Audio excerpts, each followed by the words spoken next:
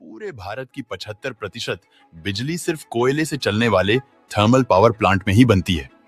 लेकिन क्या आपने कभी सोचा कि आखिर कोयले से बिजली कैसे बनती है और फिर उससे बड़ी बड़ी तारों के जरिए हमारे घर तक कैसे पहुंचाया जाता है? दोस्तों, आइए जानते हैं।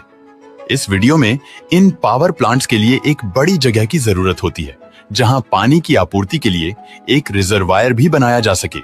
इसलिए भारत में ज्यादातर पावर प्लांट्स नदी के किनारे ही बने हुए हैं। ये प्लांट्स आमतौर पर 2 से 3 किलोमीटर के एरिया में फैले रहते हैं, जिनका आधे से ज्यादा हिस्सा कोयले ही घेर लेते हैं। लेकिन इस कोयले को इतनी ज्यादा अहमियत क्यों दी जाती है? आइए विस्तार से समझते हैं दोस्तों। 1000 मेगावाट का कोल प्लांट एक दिन में 9000 टन से भी ज्यादा कोयले का इस्तेमाल करता है। वहीं बड़े पावर प्लांट के लिए इससे भी ज्यादा कोयले की जरूरत पड़ती है। अब बिजली बनाने के लिए बॉयलर से लेकर टरबाइन और जनरेटर तक कई बड़े बड़े उपकरणों को चलाने की जरूरत पड़ती है, जिन्हें चालू करने में ही कई घंटे लग जाते हैं। ऐसे में कोयले से चलने वाला पावर प्लांट 24 घंटे काम करता रहे तो ही सस्ते में बिजली बन सकती है। इसी वजह से प्लांट के बड़े हिस्से में सिर्फ कोयले का स्टोरेज बनाया जाता है, ताकि कभी कोयले की कमी न आ सके। भारत में ज्यादातर पावर प्लांट में करीब 1.5 मिलियन टन कोयला एक साथ स्टोर करके रखा जाता है, जो प्लांट कैपेसिटी के मुताबिक 50 से 60 दिनों की बिजली उत्पादन के लिए जरूरी होता है। अब इस कोयले को यहाँ वहां तो नहीं फेंका जा सकता, इसलिए इन्हें स्टोर करने के लिए अलग से कोल यार्ड बनाया जाता है। जब मालगाड़ियां पावर प्लांट्स के बेशकीमती खजाने यानी कोयले को लेकर प्लांट में पहुंचती हैं, तो एक एक करके सभी डिब्बे को अलग किया जाता है और उन सभी डिब्बों को बारी बारी से एक निर्धारित जगह पर लाया जाता है, जहां एक मशीन उन्हें उठाकर पूरा ही पलट देती है, जिससे उन डब्बों का सारा कोयला कोल यार्ड में नीचे लगातार घूम रहे कन्वेयर बेल्ट पर गिरता रहता है, जो इन्हें आगे ले जाकर स्टोरेज में पटक देते हैं। रेलगाड़ियों के डब्बों को खाली करने वाली इस मशीन को वैगन टिपलर के नाम से जाना जाता है।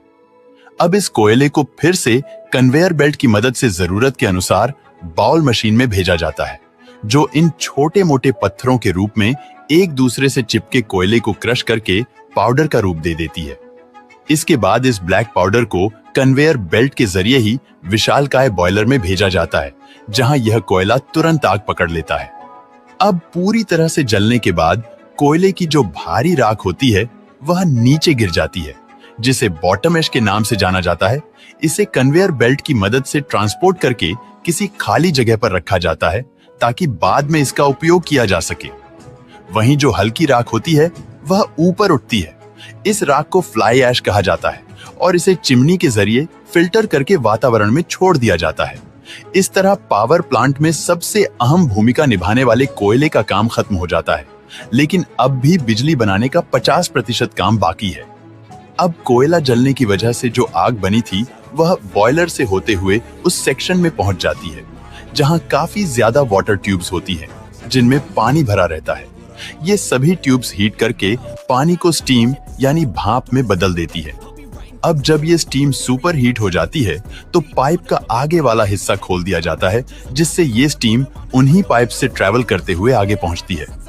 यहाँ गौर करने वाली बात यह है कि स्टीम और आग के साथ डील करने वाले इन पाइप के अंदर और बाहर दोनों तरफ इंसुलेशन की लेयर लगी होती है, ताकि भाप का तापमान ट्रेवल करते वक्त घट न जाए। दोस्तों, अब हम भाप को लेकर पावर प्लांट के उस हिस्से में पहुंचे जिसके बिना बिजली बनाना नामुमकिन है। जी हाँ, हम बात कर रहे हैं टरबाइन की, जो पाइप से निकली स्टीम यानी हाई प्रेशर वेपर की मार खाते हुए तेजी से घूमने लगती है। इस दौरान टरबाइन की ब्लेड भाप की उष्मा और दबाव को अपने ऊपर ले लेती है, जिससे धीरे धीरे स्टीम ठंडी होने लगती है। इसी वजह से स्टीम के संपर्क में आने वाला टरबाइन का पहला भाग हाई प्रेशर टरबाइन के नाम से जाना जाता है, और जो हिस्सा सबसे आखिरी में स्टीम के संपर्क में आता है उसे लो प्रेशर टरबाइन कहा जाता है। अब टरबाइन के घूमने की वजह से एक हाई मैकेनिकल एनर्जी जनरेट होती है, जिसे तुरंत एक बड़े जनरेटर में भेजा जाता है, और इसी मैकेनिकल पावर की वजह से उस जनरेटर की मैग्नेटिक फील्ड डिस्टर्ब हो जाती है और उनमें इलेक्ट्रिसिटी जनरेट होने लगती है। अब इस बिजली को स्टोर करना काफी मुश्किल होता है, इसलिए इसे स्टेप अप ट्रांसफार्मर की मदद से आगे के सब स्टेशंस में भेजा जाता है। अब यहाँ साधारण ट्रांसफार्मर की जगह स्टेप अप ट्रांसफार्मर का इस्तेमाल इसलिए किया जाता है क्योंकि ये बिजली का वोल्टेज बढ़ा देता है ताकि ट्रैवल करने के दौरान ज्यादा पावर लॉस ना हो। ये ट्रांसफार्मर बिजली की जरूरत के हिसाब से 7200 से लेकर 3,45,000 वोल्ट की एक्स्ट्रा हाई वोल्टेज के साथ सप्लाई कर सकते हैं।